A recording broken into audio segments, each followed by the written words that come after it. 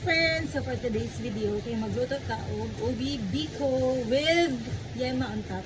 Ambot lang kabaw po ko ani, but so this is the first time yung magbuhat ko ani. Let's go! Ang first na tong buhaton kay ang katong yema sa babaw. So, good luck!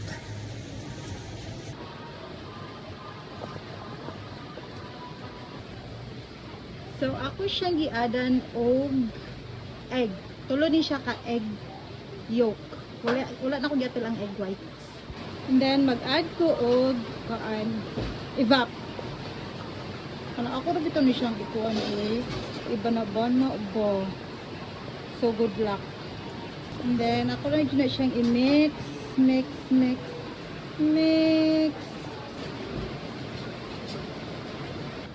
Inanian pagbuhat og yema. Hindi ko sure. But let's see. So, okay na natong yema mixture. Atos ang luto ng ato ang ube biko. So, karon unahon na to ang milk. Buhan ni siya kabuok.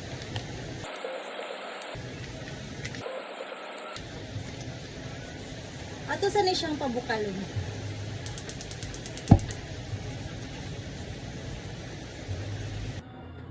So, nibukal na siya. Ato nang ibutang ang ube. Dara.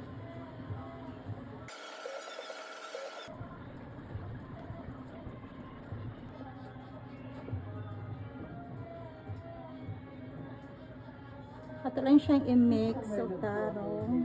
Butangan na akong gamay kayong sugar. Though na ako yema toppings niya. Pero, butangan lang ako para anis.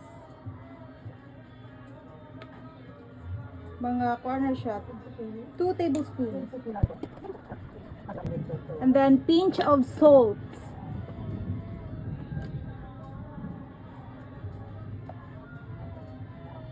Ato lang tong i-dissolve kadyot ang sugar, and then ready na ta mag-add sa ato ang sticky rice.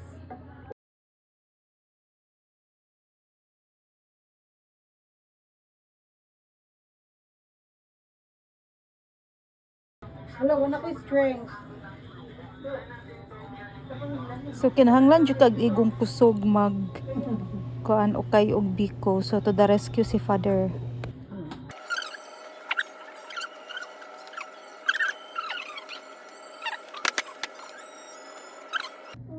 So na mix na siya, di day lalim mag-mix og kanang biko uy. Kaurot og energy. So ato na ni siyang ibalhin diri, but before that ay magbutang ta og mantika para di siya ma-float. Yeah, while doing that, yan nagpainit na ko sa oven. And then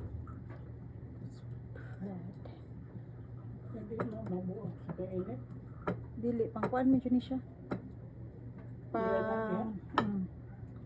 Pang oven. Okay. So, mag-transfer na ta ani diri.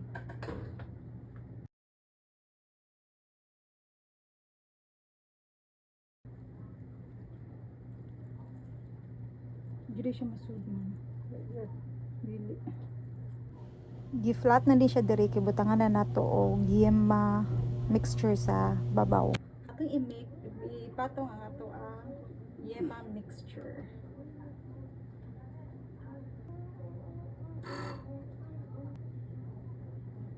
Ready na siya para oven. Init na. Kana na. Ato ni siya i-bake for 15 minutes. So, mauna na siya. Ako na siyang na-bake. So, I think, mauna na siya. So, mauna ni siya. Final. Ang the moment of truth. Atong tilawan. Ato siyang tilawan. Ching.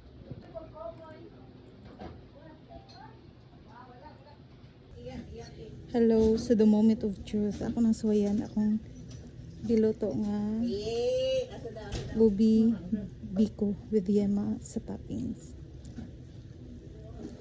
Ganit.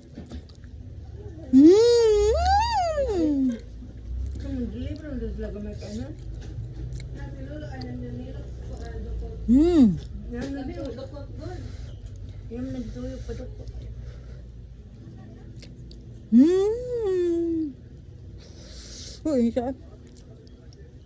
Dapat ang yema, imo man siya isagol sa biko para matamis. That's the purpose. Yes, so kaya